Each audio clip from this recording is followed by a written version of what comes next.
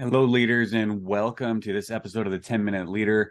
Today, we have a great special guest. His name is Ryder. If you have ever had the opportunity to connect with Ryder and have a conversation, you can tell he is just this thoughtful leader who approaches the work that he does with intentionality. And I think that really comes through in this conversation. So tune in here. This is part one of my interview with him. You'll find part two in another episode. Hear about some of the things that he learned. For example, the book that his mom gave him that served as an eye-opener and that led to his interest to learn more about leadership, the leadership approach that he has and how he has dealt with expectations of him as a leader, and where he really also talks about the challenges that leaders are dealing with and how to navigate those, and how you as a leader help even plan the career path of your employees. So definitely enjoy part one here as you tune in, and be intentional with your own leadership and learn from Greg in that way. Hello, everyone, and welcome to this episode of the 10-Minute Leader. I am here today with guest Ryder. Now, Greg is the VP of Operations and one of the founders over at BAM Digital, and they support the real estate industry through creating digital solutions. I'll give opportunity for Greg to explain that a little bit further if he wants to. Greg is an entrepreneur. He's a leader. He's a thought leader with over 20 years experience supporting the growth of individuals and organizations. He currently lives out in Vancouver, Canada. Greg, welcome to the show.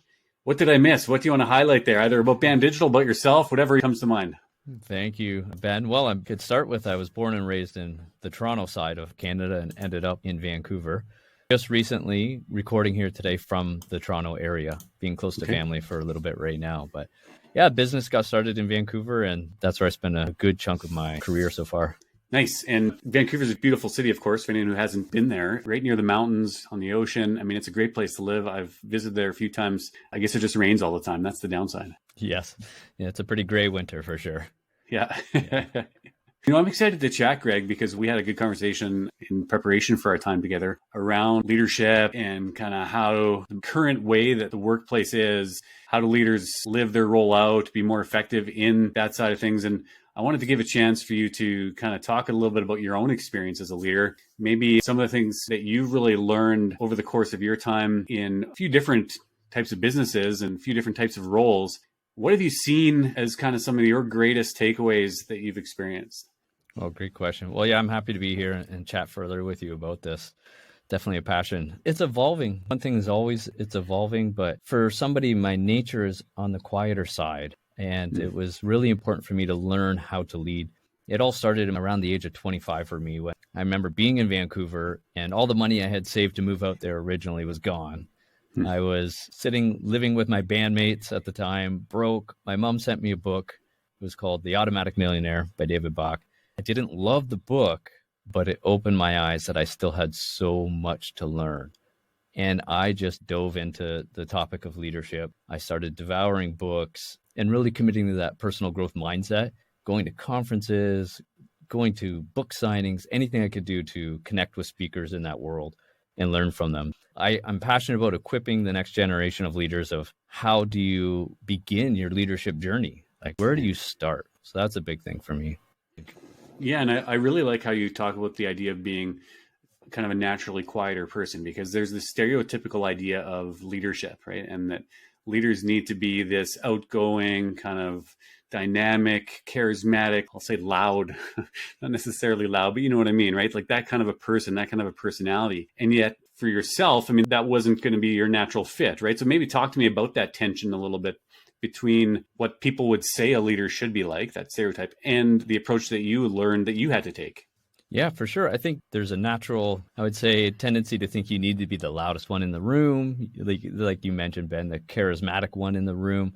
I found when I started to apply lessons, it was more about learning to ask good questions. That was my entry into it. It was being in the room, being in the boardroom, not just taking notes and being there, check the box that I was in attendance, but starting to actively be in those meetings, asking clarification questions that the room may also be thinking, getting everybody on the same page. So I understand you guys are looking to achieve this, but what about A, B, or C?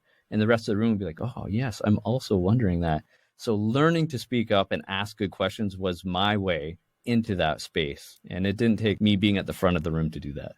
Right. So when you think back to kind of as you started to experience that and go through that mindset shift maybe that you had to develop. Like, tell me a little bit about how that went. Like, how did it feel at the beginning, kind of being that person that was trying to be that style a little bit more versus some of the people that you did see that were a little bit more of that dominant voice in the room? Like, what was hard for that for you?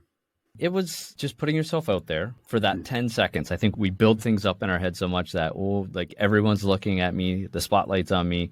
But that 10 or 15 seconds of asking that question can go into some really good conversation. Right. And then your leaders start to know that you in the room are listening. You are being proactive. You actually care about the results that we're working for. So I went down the path of starting to book coffee meetings, showing up with pen and paper, asking other leaders in the field questions and just listening and digesting. So getting out of my comfort zone to just learn how to ask good questions was a big part of it for sure. Were you meeting with people internal to your organization at that time, or was it people outside of that organization that you were learning from, or kind of what were you doing there? Well, I've volunteered as a blog post author for what today is Daily Hive in Canada, one of the big publications. It was a much smaller operation back then, but I would interview entrepreneurs and ask them about their business, ask them questions about what led to their successes, what are their challenges. And I just love the topic. I love asking and listening and taking that and starting to figure out how can I apply some of that to myself. When you move into the next stage, I found it's more than asking the leaders of your team, the people and peers on your team, maybe those that are a little bit below you and still growing. And it's the concept of 360-degree leadership. For those of your listeners that know or follow John Maxwell, of course, he's the one who introduced that theory to me with one of his books, but you can lead from anywhere. And once I realized that, it changed for me. It was a game changer of, I can ask my leaders, hey, what's working, what's not? How can I help? And same with your peers. What's working, what's not? What are you frustrated by? And just learning to ask those questions and put yourself in the bigger picture of things, not just your day-to-day 9 to 5, I did my job, check out, but what's the team challenge here? What are we trying to solve and get better at? And that changed everything for me in my leadership journey at the beginning. Right. I really appreciate that approach too that Maxwell talks about and how you've shared it, because it puts a different type of expectation almost on, even if you don't have a leadership title, because lots of people don't have leadership titles, right, or leadership roles, as to the impact that you can have, right? Whether it's that software developer that's stereotypical, just kind of sitting in front of their computer and just typing away all day, or if you're in a role that is more people facing, you still can have that opportunity to lead in your organization. So I know I have listeners here that don't necessarily have the title of a leader, but yet that doesn't take that opportunity away. In fact, it just almost magnifies your opportunity to lead. It's a more challenging opportunity, but it's still a great opportunity. What are your thoughts around that? Well, one of the great example is in our company, our leader of our software team is a younger girl, and she has grown so much. And she started joining our leadership meetings. And I don't know how much value I can add to the group.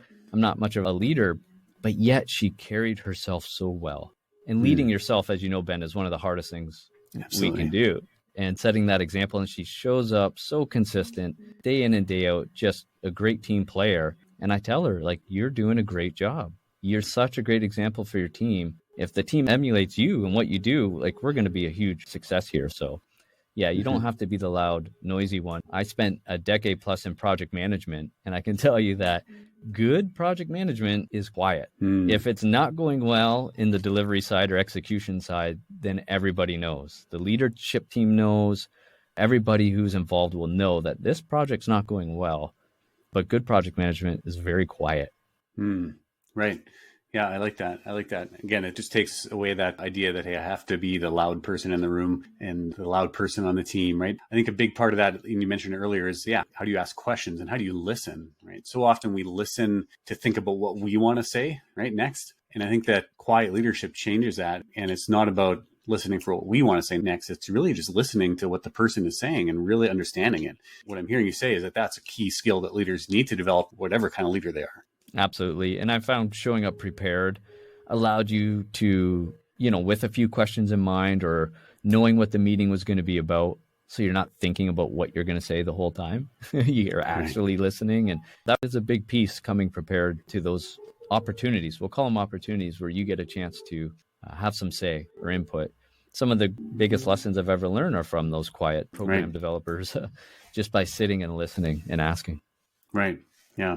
I want to dig a little bit deeper into kind of what you see as some of the biggest challenges in the leadership world around, especially, I mean, you do a lot of work within kind of the world of tech. Your company has some of that, you do a lot of technical things or design and tech stuff combined kind of with companies. But what have you seen as some of the things that a lot of leaders are struggling with, whether it's within your own organization or in other organizations beyond learning to be a quiet leader? What else have you seen? Two things come to mind when you say that. And the first thing is objectives and goals. Like that's something we talk a lot about. And we have those big ideas of we need the perfect strategy and the perfect plan. And that may set the direction. Getting aligned on that may set the direction. But I find it's the evaluation along the way and making time to reflect and the systems and processes underneath of those objectives is what really makes the progress tick. It's that slow progress. But if we're not taking the time to see the forest from the tree, then we're missing out. And I find that's the same in life as well, right, Ben? You probably know as well. If you're not taking that time, that tree's right in front of you. You can get into the weeds quite quickly, but we got to find that time and schedule that time to step back, see the big picture, and then get back into it. So that's number one that I see is a lot of leaders are realizing that. I think the pandemic played a part in that. People did a lot of self-reflecting. And now I think it's more important that people are making sure they proactively manage that piece of it. That's the first one. Second one is we're all in Canada, small business is huge. It's a big part of our economy. It's a big part of what we do. And so the challenge is scaling all the time. You want to hit that next level. And to do that, what I'm seeing, and I've sat on some round tables around this, is how do we find the talent to scale? And what type of talent is that? We have a lot of junior talent in the digital side, on the tech side, a lot of junior talent. People want to be in tech. They're taking the boot camps. They're getting the education that they can, but then they need their foot in the door to get that first year or two of experience. But to scale, that mid-level talent is so important. So people with that 2, 3, 4, 5 years experience where they've seen a few different things and how to run a team, how to run performance reviews, how to run growth and different ideas and bringing that to the table. And that's where I'm seeing a shortage. So there's some senior level talent out there, but now we're dealing with the Amazons, SAPs, Microsofts of the world coming into Canada and setting up offices, paying very high six-figure salaries that the small business can't afford. So I would say number two challenge I'm seeing is that mid-level talent. And how do you acquire enough of it to scale your own company or business? Right. Yeah. And do you think, is it a culture challenge within organizations that relate to that? Or is it just like, are people leaving because they're not really feeling like that's a good fit? They're not being developed? Like, where are companies seeing that pain the most? Is it that they just can't attract or they can't keep? Yeah, that's a great question.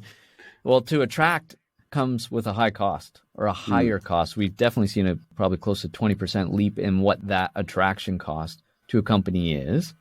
But if people understand that, after a year or two, they're moving on. I mean, 15, 20 years ago, we would stay at a company much longer than what we're seeing today.